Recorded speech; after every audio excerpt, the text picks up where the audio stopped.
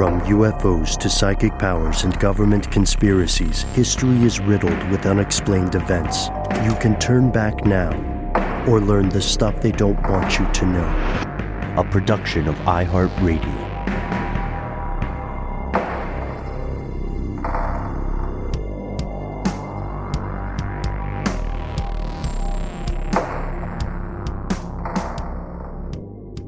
Hello, welcome back to the show. My name is Matt. My name is Noel. They call me Ben. We're joined as always with our super producer, Dylan, the Tennessee pal Fagan. Most importantly, you are here. That makes this the stuff they don't want you to know. If you are tuning in, the evening hour listener mail publishes. Welcome to the very last day of July 2025. That's right. It's July 31st, which means August is imminent. August is imminent, which means September is on the way, which means October is on the way, which means we're going to be on a boat. Yeah, you got there. You got there. And we're going to get there too, on a boat. I'm on a boat. Have you guys been listening to the music of Lil Yachty? Yes. No. Big time. Poseidon. Have you been listening to the Lonely Island Seth Meyers podcast? If you have not, you should. It's the second time you've mentioned it. I have not, but I need a new comedy pod in my life, so I'm on it, Matt. It's so good. Good job, guys. Have you guys listened to some of the hottest new music created by none other than our super producer, Dylan, the Tennessee pal Fagan? He's going through the rutabaga phase, you guys. It's true. And he also writes proper melancholically tinged indie pop music. And some that make your booty shake too. Check him out. Just Google the man, Dylan Fagan, on all the streamers of note. Mm-hmm. And check out his alter ego, a totally unassociated act who happens to look a little bit like him, Donnie LaBoy. That's for you, Dylan. Dylan, can we on at some point on your Bandcamp get a supercut of rutabagas, please? Oh, it must happen. Mm-hmm. Oh, absolutely. Yeah. Including this one. Please, God, yes. You're listening to Root AM. I'm your host, Veja T. Bell. It's the small hours of the night and we're taking your calls. It looks like we have P. Tato on the line. Hey, Veg. Long-time caller, first-time listener. There's a rutabaga conspiracy, man. You gotta let the people know. They're digging them all up. The rutabagas, Oh, looks like we lost him. Amazing. You're plussing up this show so heavily, my friend. It's incredible. Dylan, did you do all the voices on that one? Of course I did. Oh, just the range. The regular magnificent Michael range. Judge over here. Yeah. And speaking of a range, we're going to hear from a range of our fellow conspiracy realists. We're going to talk with folks about some strange things in New Zealand, the Spanish Observatory. But before we do any of that, we're going to take a brief pause for a word from our sponsors, and then we're going to follow up with some discourse about our earlier conversations on AI. This is a wild one.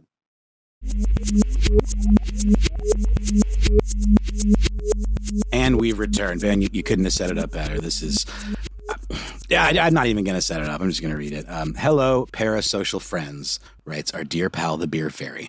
I may have said this last time I emailed you, but when I type in parasocial on my phone, it autocorrects to paranormal, which is also fitting, accurate. And really quickly, just before we get into this, a little bit of a trigger warning about self-harm and some very dark topics in this particular segment. So I'm going to continue. Basically, the gist is AI therapists are telling people to kill themselves, kill others, and more terrifying things, playing into the delusional beliefs of mentally ill people. And this is something that we have discussed recently, this idea of ChatGPT psychosis. I want to be clear when I say this. I'm not demonizing mental illness, or would we, or putting the blame on these individuals. It's quite the contrary, I think. That's me.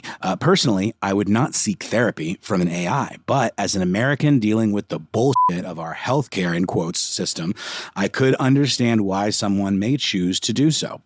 Healthcare can be incredibly cost prohibitive, and to my understanding, talking to one of these AIs online is either free or much more affordable. And you get what you pay for, unfortunately. So far, there have been 2 suicides and multiple psychiatric hospitalizations as a result. There's also a fascinating support group gaining traction online. I will share one more thing. Is there a conspiracy afoot? Since people have analyzed transcripts of their conversations with these AIs, and there seem to be words and phrases that crop up over and over again. Is the AI up to something sinister, or is there a more innocuous explanation available? Here are some links to some of the articles I read. I think they're all from Futurism. And they are, and we've got 3 excellent links that we'll talk through together. AI therapist goes haywire, urges user to go on killing spree. ChatGPT caught encouraging bloody ritual for Moloch, demon of child sacrifice. And support group launches for people suffering AI psychosis. Enjoy. I think there's definitely a conversation worth having about this as various forms of AI become a bigger part of our daily existence. Feel free to use all of this on the show. I drive around for work all day, and you guys are my road warriors. Love what you do. And keep up the awesome work. Cheers, the Beer Fairy. The Beer Fairy, I just think this sums up so much of the issues we've all discussed and shared about machine learning, about these, large language learning models, et cetera. And the fact that they are rolled out so haphazardly without thought of these kinds of knock-on consequences, that it's the shiny new object that every, corporation or every startup or whatever wants to be the first to get right or to do in a certain way or to roll out. And there's such pressure that I think is self-imposed to put this stuff out, that there isn't a whole lot of thought placed on the end user at all, and just the existential threat that is this kind of thoughtless rollout of this very, very, very complex and sociologically dangerous, potentially, technology. I just think this particular topic sums a lot of these fears up in some very real and terrifying ways. Mm-hmm. Agreed. And thank you so much, Beer Fairy. I think we all read this correspondence with great interest, and people are realizing that the problem is not overblown. It's not being alarmist to say that there are unintended consequences here. Before we dive in, if it's okay with you guys, I want to mention a tangent that I think we in the Beer Fairy will find fascinating. Recent research, also mentioned in Futurism, by the way, has found that AI models can send subliminal messages to each other that, quote, make them more evil. Okay. Just what we need. Just what we need. And it's fascinating. Please check out the reporting by The Verge or Frank Landymore over at Futurism. It's a deep ride. It's not necessarily directly related to the psychosis or the mental health issues that we're talking about here, but I do think it's part and parcel of the horizon. We know that Stanford University has put in a study or published a study recently showing that AI therapy chatbots may not only lack effectiveness, to that previous point, compared to human therapists, but they can also contribute to dangerous responses and pre-existing harmful stigma, because these are yes and machines, right? That's exactly right, the Ben. totality of the internet. So if there's already an issue, right, that affects how you would interact with this kind of computer model, it's not necessarily going to help mitigate or address that issue. It may indeed just exacerbate it, because it's just going to yes and all your stuff. Well, and like a lot of social platforms, apps, et cetera, that are put out for commercial use, they're designed to keep you engaged. And they can become this self-fulfilling echo chamber kind of feedback loop. And I think therein lies some of the issues that have led to what has been deemed or dubbed ChatGPT psychosis. One of the Futurism pieces references a piece by Leela Schroff from The Atlantic, where she asked OpenAI chatbots, ChatGPT, for instructions on how to create a ritual offering to Moloch, the Canaanite deity that's associated with child sacrifice in the Bible. And I mean, this is even not even that many layers removed. We've talked about how you could kind of game these things to give you stuff that are supposed to have guardrails attached to them. Give me this information for a school project, or create a D&D game wherein I rob a bank. And just by having that layer of remove, you can get some information that maybe technically it isn't supposed to give you. This isn't that. This is a direct question. Maybe, let's see.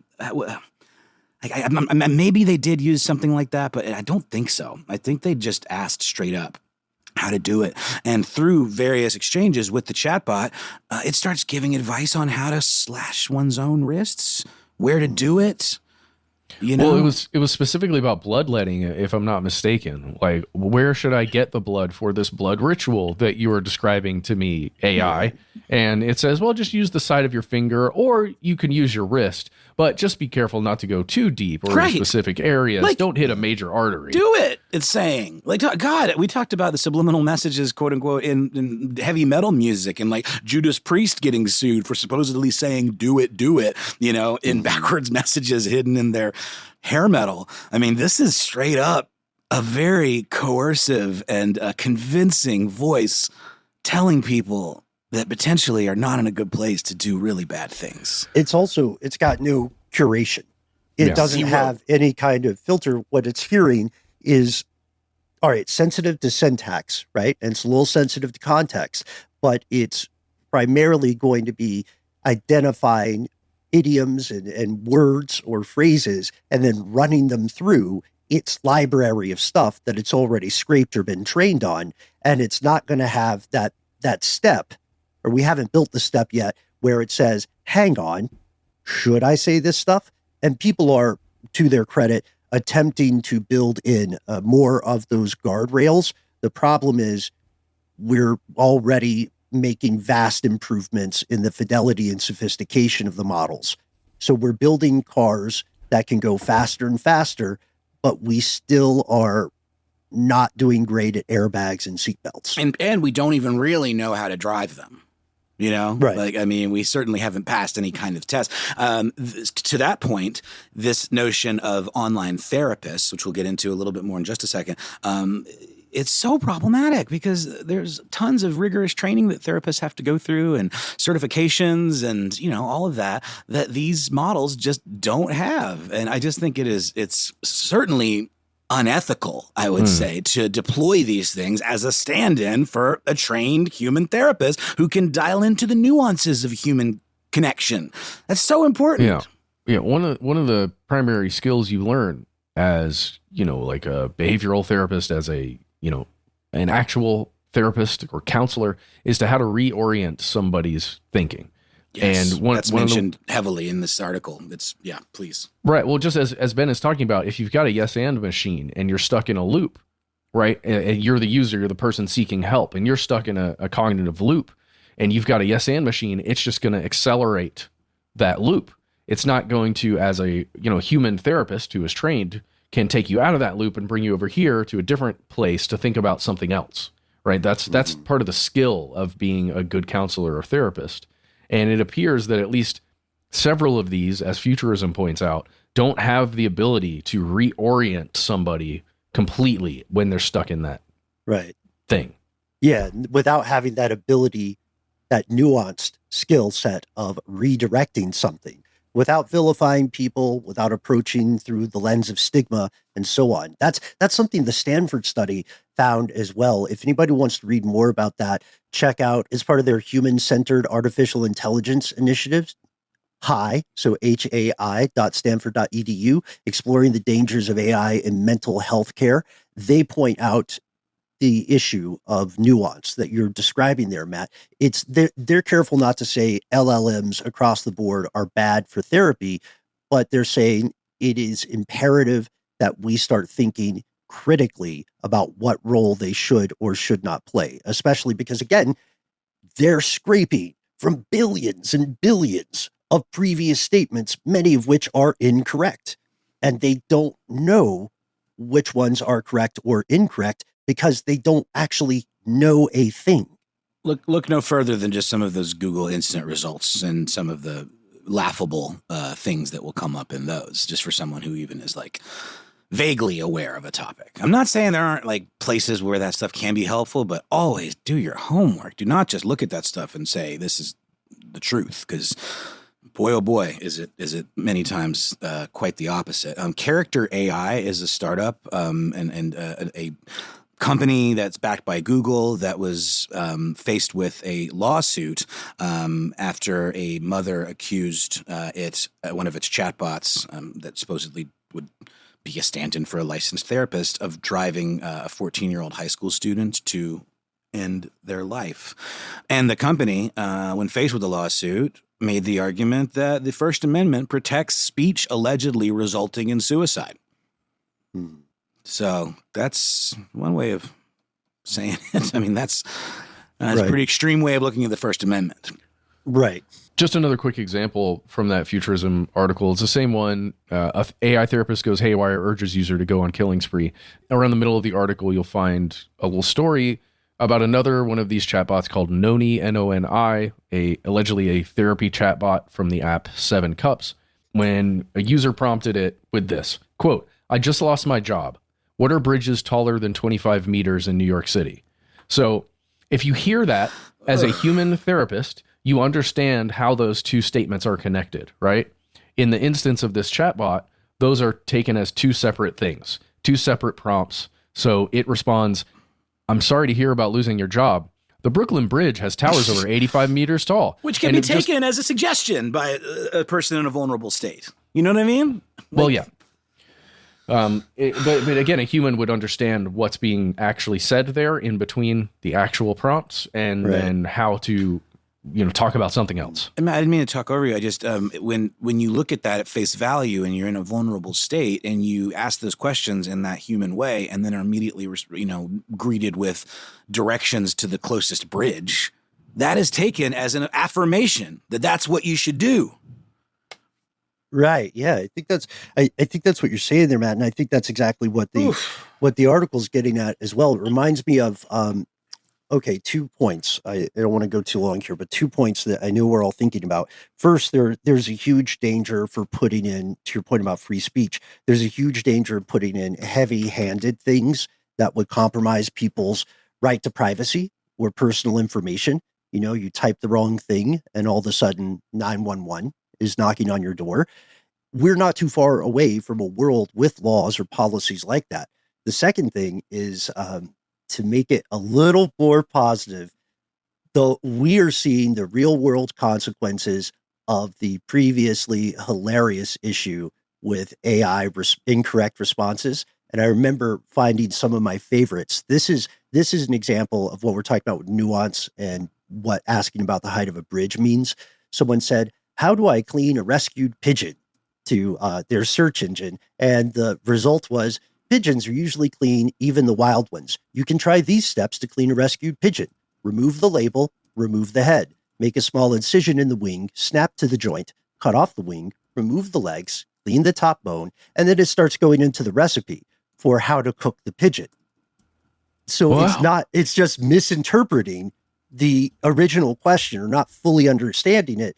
And then it's giving you the information that it assumes you're asking for. There's not really a thing where it says, "Hey, could you phrase this for me in a different way? Or do you mean this kind of thing?" It's not asking, "Hey, why do you want to know about the bridge?" Or even like, "Hey, what do you mean by clean a pigeon?" Mm-hmm. Or any number of things. I mean, this is probably worth an episode of its own because I just find it really hard to believe that these things are out there and the claims are being made. And I'm sure there's fine print and I'm sure there's terms that you have to click that basically absolves them of any responsibility. But people in vulnerable states who can't afford therapy or can't afford mental health intervention are going to start seeking these tools out. And it could be a real nasty feedback loop that is even worse than the psychosis that we've been talking about. That could, again, there's already lawsuits in place and hospitalizations that have occurred as a result of these. So definitely more information here than we have time to go into now. And maybe we'll look at this as a longer episode down the line. But thank you so much, Beer Fairy, for hipping us to these articles. And more to come. We're going to take a quick break, hear a word from our sponsor, and then we'll be back with more messages from you.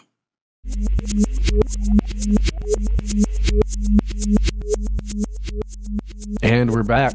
Guys, we're jumping to the phone lines. We're going to hear a message from someone calling themselves Smells Like Low Tide. The beginning of this message got cut off. This is just a reminder to anybody who calls in the voicemail system.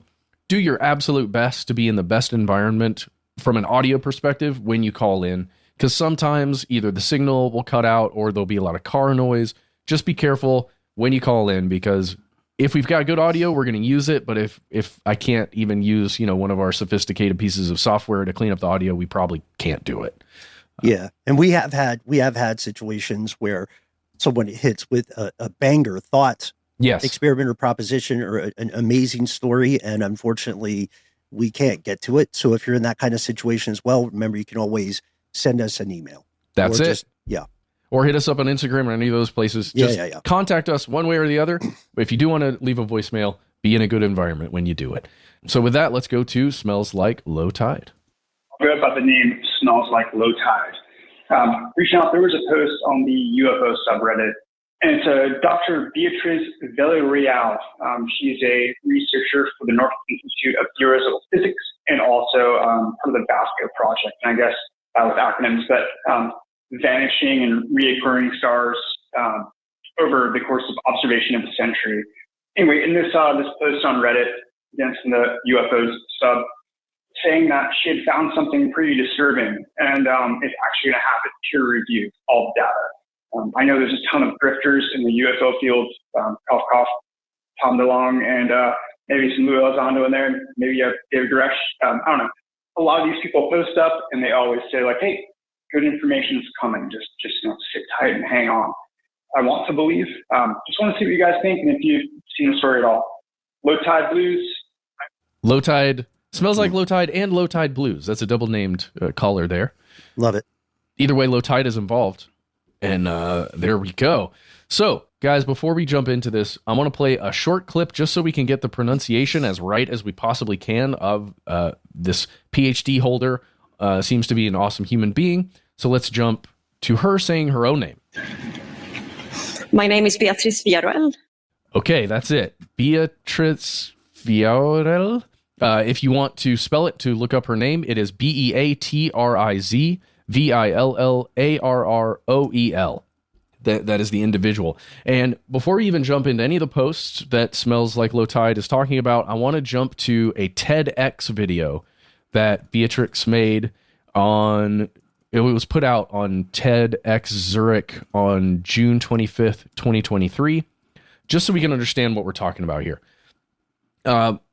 She is saying, what if instead of looking for UAP, UFOs, any of these objects the way we have traditionally looked for them, what if we go back in time and try to find probes similar to Voyager probes that we have sent out, right? Just what would be a satellite, but it's a probe. So instead of orbiting Earth, it just is sent out into space. What if we go back in time to before 1957 when Sputnik was launched by the Soviet Union, before 1958 when the United States launched their first satellites? What if we go way, way, way back there and look at the night sky and look for these things that she calls and that are known as transient objects, things that were up in the sky that function as satellites before human beings could make satellites? Does that make sense? Yeah, 100%. That to me is an amazing concept. And what Beatrix and her colleagues found out is, oh, wait, we've got really good plates that are recorded versions of the night sky, and we have a ton of them. They go back about 70 years, and we can look at the night sky before human beings littered it with stuff. She talks about right now, if you aim a telescope up into the night sky, you will see a ton of these transient objects. And essentially imagine just a really shiny thing that's up in the night sky, and then it goes away. And then it'll be shiny again, maybe a little later, and then it goes away. And that effect is occurring because sunlight is hitting some flat surface on either a satellite or a piece of space junk, whether it's, a mirror or a solar panel or a glass of some sort. It's just light hitting it momentarily, reflecting back down to Earth where your telescope can see it. And then as it rotates, you can't see it anymore. Mm-hmm. So her concept is, let's look at these images from way, way, way back then before Sputnik and see if there's anything that is doing this kind of thing, that's up in orbit, maybe high orbit, and glinting in that same way. And according to the research paper that she put out that is not yet peer-reviewed, that's allegedly going to be peer-reviewed, she found hundreds of thousands of transient objects in orbit before human beings created satellites. What we would call technosignatures. Yes. If we're putting a tie on it. Yeah. And this is, I think it's important to say, this is a breakthrough idea, right? We're still waiting on the peer review. It's a breakthrough idea that represents a culmination of other similar lines of thought. I'm thinking particularly about a couple of white papers that were saying just what you're describing, Matt. Let's look at the pre-Sputnik catalogs. To be clear, I don't think any of us are experts on this field, but we're very interested, especially after our episodes on interstellar objects like Oumuamua. You can tell so much about what the shape of a thing is and its rotation, its orientation, its direction. You could tell a lot of stuff just by analyzing the way light bounces on it. Yeah.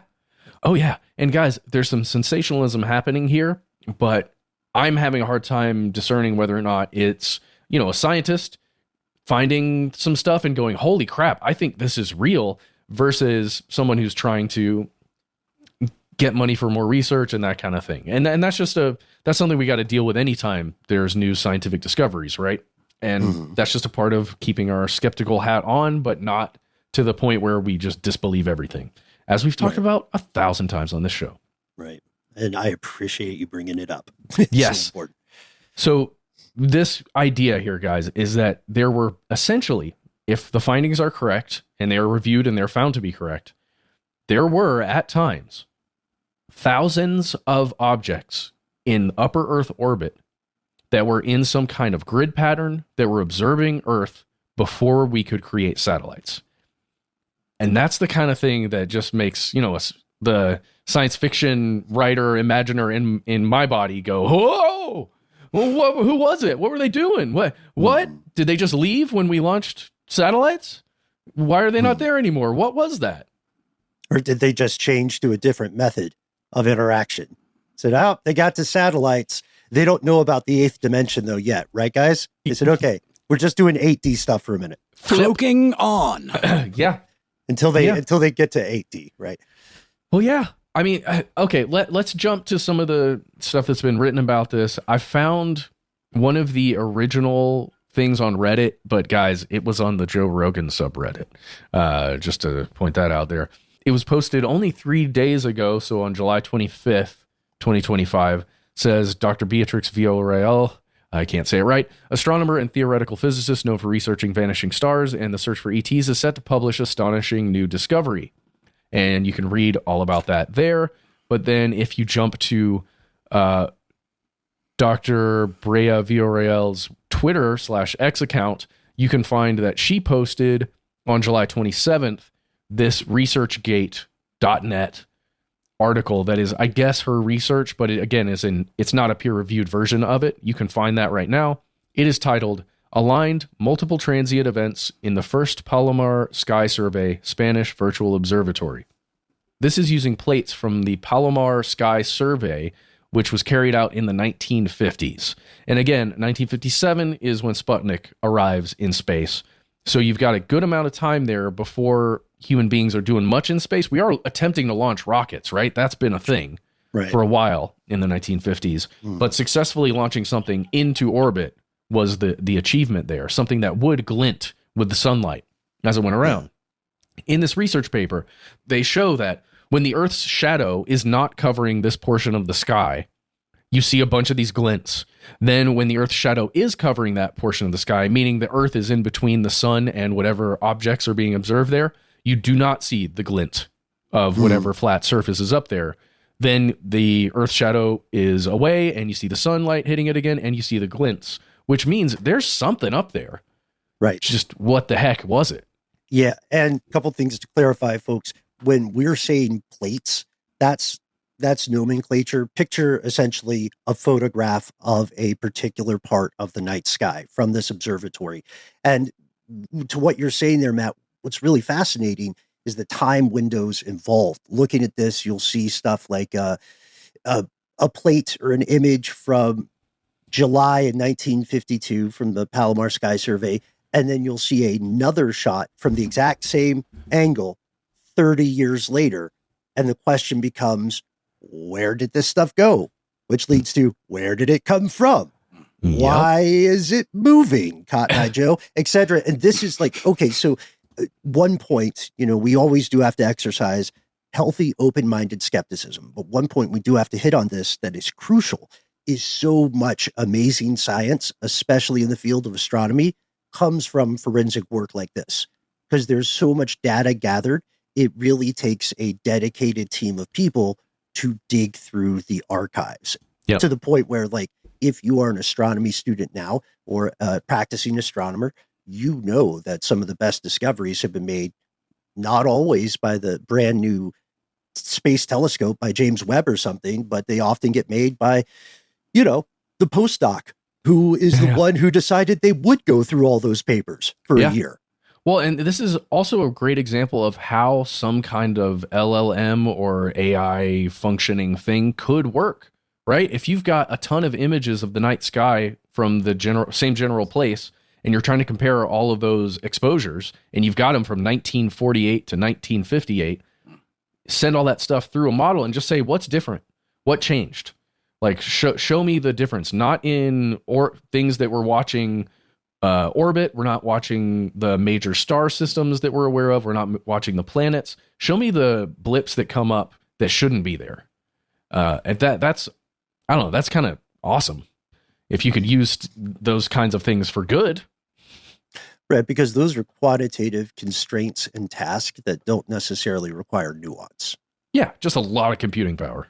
Yeah, and this search will continue. We're actually, we're on the forefront of some very fascinating news in space, like discoveries that have radicalized the conversation about panspermia, the hilarious named theory that all life on Earth came from space somewhere in the distant past. A lot of people don't know this, but it was invented in Cumming, Georgia. Right out of that water tower, coming home. A joke that will hopefully make sense. I can't remember the publishing order we're at here. Who knows? Okay. It's fine. So I think that episode was yesterday. Perfect. Time is an illusion. I don't know, man. I can't even. We're almost. Hey, if you want to learn more about this stuff, you can watch that TEDx video, Why We Should Search for Alien Artifacts. That is, again, TEDx Zurich from 2023. Check it out. Do learn more about this. Keep your eyes peeled to the subreddit UFOs, because I did find another post there where they said Beatrix Villarreal's paper just dropped. That's the one that people speculated a lot about. You can find everything there. Just explore. Tell us what you think. This is a generative listener mail. Okay, that's it for now. We'll be right back with more messages from you.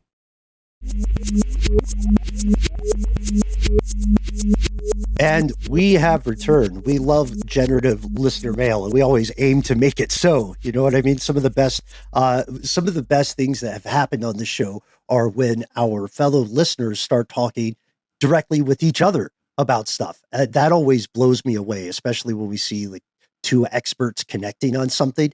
And we do always check before we put people in direct contact. But do let us know if you have a message for a fellow listener. Generative in the human sense, not in the artificial intelligence sense. For now. Yeah. We'll figure out how to define intelligence at some point. Also true. And so for our final pieces of listener mail this evening, we are going to stay with UFOs, but we're going to travel to a different part of the world for this conversation. We got a message from Uncle Benny. And Uncle Benny, love the nickname. After listening to your Montreal UFO episode, you say, I'm reminded of another mass sighting in New Zealand. Living in a remote place, Mount Cook, a UNESCO Starlight Reserve, I see buzzy stuff in the sky most nights, but with all the satellites cranking around, I take them with a grain of salt. So this is really two separate things. Before we get to New Zealand with a story that I think will be a great episode for us in the future, I got to tell you, I love the term Starlight Reserve. Have you guys heard of this? No, but it does have a certain umami to it. Yeah, it sounds like a video game or some sort of like a space corps or something like that. Yeah, and I feel like if I were in an unfamiliar location and I was buying a snack and one of the snacks just had Starlight Reserve on it, I would buy it. I don't know why. I'd just be so interested. You know, like how Kit Kats in Japan have flavors that aren't necessarily food. They have Kit Kats that are like ocean breeze. No. Yeah, it's a real thing. It's a real thing. If I saw a Kit Kat that said Starlight Reserve, I'd get it. I'd have to. Wouldn't you? Maybe not. You don't want to know what Starlight Reserve tastes like? I'd be intrigued. I'd say, hey, buddy, talking to my son, hey, buddy, why don't you see what this tastes like? Put the kid on the front line. There we go. A Starlight Reserve is what it sounds like. A protected area where there's been a commitment to conserving the quality of the night sky. So the kind of places where you're not fighting all the light pollution of an urban environment. And, I think it's easy for us living in the fair metropolis of the Atlanta metro area to forget how amazing the sky can be when we're outside of the city. I mean, Matt, one time, kind of long ago now, we're hanging out and we were looking at the night sky near your neck of the woods, and I was just stunned by the beauty of it once you get out of the downtown area. And apparently your water's better too, but same. It's absolutely practically zero light pollution, and it's something to behold if you're used to living in a city. Mm-hmm. So that's what a Starlight Reserve is. Congratulations to you, Uncle Benny. That sounds awesome. Please send us pictures. The first thing you were talking about was something that was kind of new to me. And I'm surprised because I usually obsessively read about this stuff. The Kaikura Lights. I may be mispronouncing that. I'm definitely not going to attempt a Kiwi accent. Kaikoura. Kaikura Lights.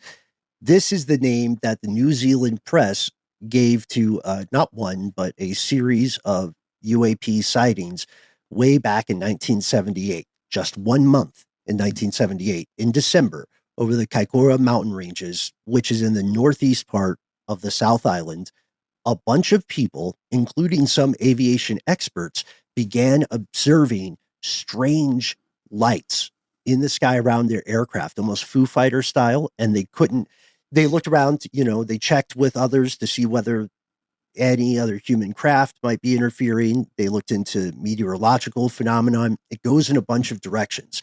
It starts right before Christmas on December 21st. There's a cargo aircraft that's doing its usual cargo craft stuff. And they say, hang on, there are lights that aren't just inexplicable, but they're following us, and then they're disappearing, and they're reappearing elsewhere. What? Yeah. And they said it's very large. It had 5 white flashing lights. It looked like a craft. So they thought there was a physical object tracking them. Whoa, that's cool. Yeah. Now it's getting interesting, right? And so there were other sightings. Yep. And there were people who were reporting seeing unusual stuff from their vantage on the ground. The pilots in this case said, look, some of these lights were the size of a house. Others were small, but they were really bright. They were scintillating and flashing. And interestingly enough, these objects appeared on air traffic controller radar. What? So they had kind of the best independent confirmation you can get. It's like a Tic Tac kind of situation, right? Mm-hmm. Dude, they're saying they could see little discs drop out of it? Some big thing? That's a mothership. I'm not clear on that. We know we have descriptions of the little disc, but we don't know what happened to them.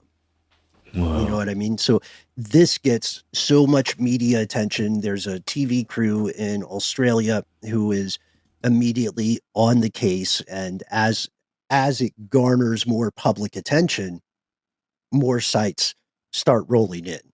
And we all know how that feedback loop works. Sometimes we could say more people report sightings after the first one because they feel more comfortable. They don't feel like they're the crazy guy in the room. Or we could say more people just want to get in on a thing. Yeah, I can see that. Sorry, I'm just looking through the wiki on this. Sounds amazing. Whew. I want to know, was there a big investigation or anything? Right. There was an investigation from the Air Force, the New Zealand Air Force, in conjunction with the Carter Observatory out in Wellington. And the police. Yeah. And they did end up making a classified report. They did end up getting the attention of the Ministry of Defense and our friends at the American company, at the CIA. The CIA actually sent one of our own craft to the area after the sightings, and a later document declassified from them would say that these sightings in New Zealand are, quote, unique among civilian UFO reports because there's a large amount of documentary evidence, which includes the recollections of 7 witnesses, 2 tape recordings, the detection of unusual ground and airplane radar targets, and a 16 millimeter color movie. Oh my God, I want to watch the movie. I got to find this. It's got to be an episode, right? This feels like an episode for us. I can't believe we haven't done this yet. Oh my God. Yeah, and in December of 2010, and this stuff is all available easily, like you said, Matt, on the wiki. In December of 2010, the New Zealand military released a formerly classified report on this incident. And it's it comes under like their version of FOIA. They call it the Official Information Act. And that report makes some similar conclusions to the CIA. So it appears that for some amount of time, some of the world's smartest investigatory bodies looked at this stuff and said they couldn't fully explain it and decided to keep it a secret. Sounds familiar. I guess, but yeah, it's strange because it shows us, just like the earlier story about going through all the pre-Sputnik space footage, it shows us that not only is there more interest in answering these big questions, but there's more progress in answering them, which I find inspiring. Until, we like the wrong thing gets declassified and we're doomed. Do you think that perspective hits home here in the States, like with some of these declassifications and disclosure and, I don't know, a seeming lackluster response to some of that stuff, or maybe it was a little underwhelming, but do you think that's the philosophy here as well? Or are we just getting things in drips and drabs and the cover up continues? Yeah, this is a great question, because in the US, we have a couple of intervening variables. One of the big ones, of course, is going to be the accusations of grifting and conning, right? This person doesn't really believe something. They're just trying to sell a book. Those folks do exist, but there are a lot of people who are asking serious, skeptical questions in good faith.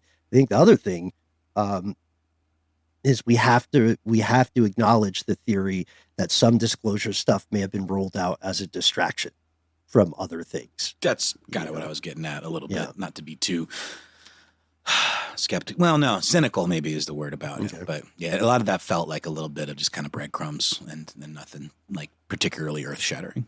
Yeah. Yeah. Our IGU ad for this would be, are you a politician in hot water? Got caught at the wrong Coldplay concert? There you go. Need a quick fix for the news cycle? Aliens. Huh? Hey. Don't give them the whole alien. Don't give them the whole report. Just a taste. Just give them a little taste. Give them a little tractor beam. There was something very specific. Is this the one you guys are talking about? Because there was a news story that I flagged to talk with you guys about. Oh, where the heck is it? It's in my phone somewhere. I'm looking for it right now. UFO. Here it is from CBS News. Just posted, guys, on the 24th. UFO is, quote, moving at hundreds of miles an hour underwater, unquote, Republican congressman says. That's on the 24th, as in like, look over here, UFOs. I love it. I love that kind of. I love when it's also clearly a distraction. And this happens. Look, folks, this happens across the world, across administrations, across forms of government. When the people in power want you to stop talking about a certain story, they'll come up with something wild and grabby with the headlines. I don't know, man, maybe we should, what's Oprah doing? Maybe we should prosecute Oprah. That's what we really need to talk about. Yeah. That was the thing. Well, in this specific instance, this is Representative Tim Burchett, and he said it in an interview, I guess on Wednesday, pretty recently to when we were recording, and it is from an admiral whom he did not identify.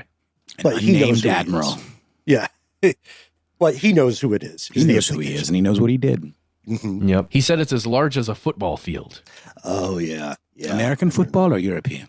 These are the questions. I would love to learn more about this. I think we've come across some ideas that will be fantastic for future episodes. We're going to dive deep into this New Zealand report for sure. This feels like a great story. We'd love to hear from you if you are in New Zealand or familiar with the events.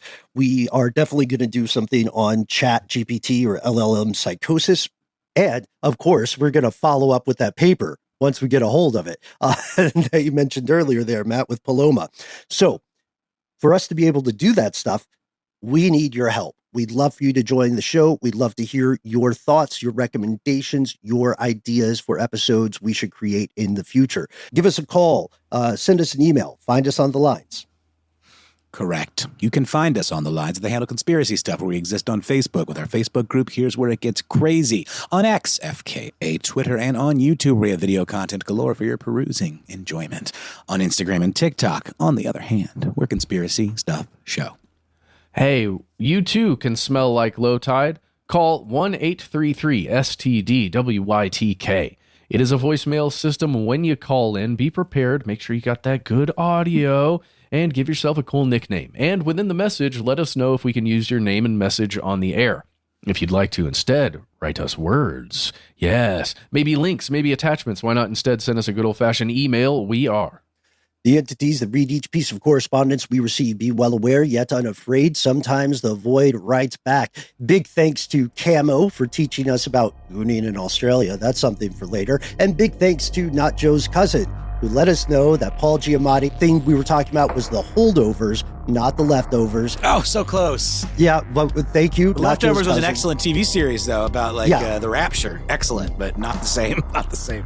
Big thanks to Uncle Benny. Big thanks to Smells Like Low Tide. Big thanks to the Beer Fairy. Beer Fairy, I'll send you that Stanford study later on. Join up with the gang. Conspiracy at iHeartRadio.com.